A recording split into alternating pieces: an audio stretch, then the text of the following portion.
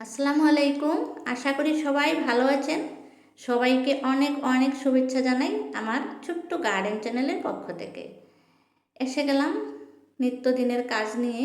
প্রথমে এসেই বাগানটা পরিষ্কার করে নিয়েছি। এটা হচ্ছে আমার প্রত্যেক দিনের রুটিন কাজ, কারণ বাগান পরিষ্কার না করলে আমার কিন্তু ভালো লাগে না। আগে আমি বাগানটা ঝাড় দিয়ে নিই, তারপরে হচ্ছে আমার পরের কাজ। তারপরে জল দিয়ে নিলাম, তারপরে চোখে পড়লো কিছু ঢেঁড়স উঠাতে হবে, আজকে হারভেস্টিং করতে হবে। এই ঢেঁড়সের গাছগুলো আমি সিজনটা চলে যাওয়ার পরে লাগিয়েছিলাম, আপনাদের সাথে শেয়ারও করেছিলাম। আর তাই বোধহয় ঢেঁড়সগুলা এত বড় হয় না, ছোটোতেই উঠানোর যোগ্য হয়ে যায়। এই যে দেখুন, বেশি বড় হয় না ঢেঁড়সগুলো, সিজন যেহেতু চলে গেছে। যাই হোক, বড় হোক ছোটো হোক যেটাই হোক, নিজের হাতের করা সবজি যেমন উঠাতে ভালো লাগছে তেমন খেতেও ভালো লাগবে। তারপরে সবগুলো ঢেঁড়স উঠিয়ে নিলাম। আরও কিছু আছে, আমি আরও কিছু কাজ করে নিই, তারপরে যাওয়ার সময় ঢেঁড়সগুলো উঠিয়ে নেব। তারপরে হচ্ছে আমার লাউ গাছে আজকে একটা খাদ্য দেব।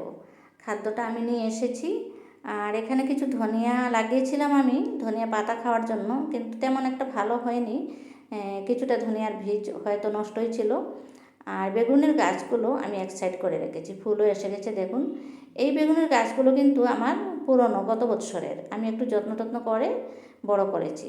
আর এই বছর আমি একটু ছোটো ছোটো চারা করেছি, এখনও লাগানো হয়নি, একটা দুটা এরকম লাগিয়ে রেখেছি, আপনাদের সাথে শেয়ার অবশ্যই করব।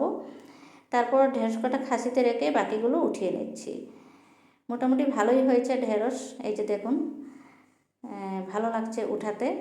তারপরে হচ্ছে লাউয়ের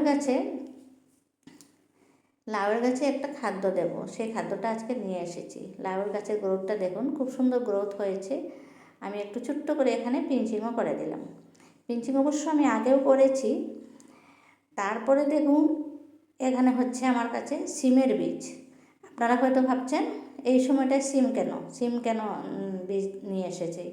কারণ সিম গাছে তো বর্তমানে সিম ধরার সময় এসে গেছে, শীত এসে গেছে। হ্যাঁ, আমিও লাগিয়েছি, আমার গাছও বড় হয়েছে, সিম হয়তো আসবে। কিন্তু এই বীজগুলো আমি ঘরে হঠাৎ করে পেয়ে গেলাম। আর পেয়ে ভাবলাম, যেহেতু পেয়ে গেছি, বীজগুলো কাজে লাগিয়ে দিই। আর এখানে আমার একটা বেডও প্রস্তুত করা রয়েছে অলরেডি। কিচেন ওয়েস্ট ঢেলেছিলাম অনেকগুলো, তার উপর দিয়ে আমি গার্ডেনের মাটি দিয়েছি।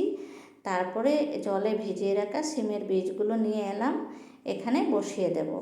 হয়তো বা হবে আর হয়তো বা হবে না, আমি ঠিক বুঝতে পারছি না, কারণ এই সময়টা তো বৃষ্টি হয় না। আর সিম গাছ যখন হয় তখন তো বৃষ্টি থাকে, জুন জুলাই মাসে, তখন আমি দিয়েছিলাম। তারপরে এভাবে বসিয়ে দিলাম, যদি না হয় দেখা যাবে এই বেডে অন্য কিছু দেয়া যাবে। এখানে আমি কলার খোসাগুলো জল দিয়ে কন্টেনারের মধ্যে ভিজিয়ে রেখেছিলাম 5 দিন আগে। আজকে নিয়ে এসেছি বাগানে, এই কলার খোসার জলটা আমি লাউ গাছে দেব। লাউ গাছে যখন ফুল আসে, লাউ ধরার সময় হয়ে গেছে, ঠিক ওই সময়টায় এসব খাদ্য দিলে লাউ গাছের ফলনটা ভালো পাওয়া যাবে। আর কলার খোসা বা পচা কলাতে রয়েছে প্রচুর পরিমাণ পটাশিয়াম। আর আমি যেহেতু রাসায়নিক কোনো সার ব্যবহার করি না, তাই কলার খোসা ভিজিয়ে এই সারটা দিয়ে দিলাম, কাজে লাগবে, লাউয়ের ফলন ভালো হবে। আর এখানে হয়েছে কিছু সাদা রঙের নয়নতারা। সাদা ফুল দেখতে খুবই ভালো লাগে, তাই আমি যত্ন করে রেখে দিয়েছি। বাগানে আসলেই এই সাদা ফুলের দিকে আমার চোখটা যায় যখন, আমার মনটা খুবই ভালো লাগে। আর তারপরে হচ্ছে বাগানে আর বিশেষ কাজ নেই। লাউয়ের গাছটায় দেখুন ফুলও এসেছে।